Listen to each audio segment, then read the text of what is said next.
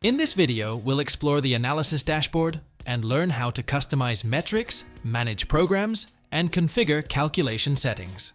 Planary is available for a free trial, which you can download from our product page linked in the description below. Let's get started. The analysis dashboard updates dynamically in real time, showing key metrics for my project. These include gross floor area, or GFA, site area, floor space index, or FSI, building coverage ratio, or BCR, total height, number of floors, net saleable areas, unit count, parking, and the unit mix. Right next to the analysis dashboard is the Area Distribution tab, which offers a detailed view of how the building area and land use are allocated. It breaks down the distribution both by percentage and by area. If I want to rename or hide any metrics, I can use the Customize option. This makes it easy to adjust the dashboard and focus on what's most important for my project. To manage metric settings or adjust formulas, I'll head to the Project Preferences. I can access it directly from the dashboard or go to Options, Preferences. In the Programs section, I can add new programs and customize their names and colors.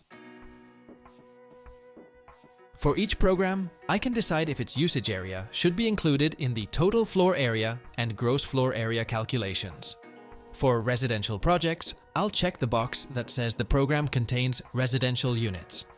I can also apply efficiency ratios for calculations. GFA equals TFA multiplied by efficiency, and NSA equals TFA multiplied by cell efficiency. On top of that, I can set the required number of parking spaces, either by unit or by area. Under the Unit Mix section, I can add or remove unit types, rename them, change their colors, assign an average size, and set the percentage for each type in the mix.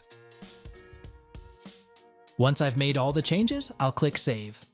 If I need to exclude a building or an entire site from the analysis, I can right-click on one of the building elements and select Exclude Building. This will remove it from the calculations, as well as from any exported data or massing. Excluded buildings appear as transparent elements. To change how they look, I'll go to Options, Preferences, Styling. From there, I can adjust the opacity. If I want to completely hide the excluded building, I'll set the opacity to 0. Thanks for watching.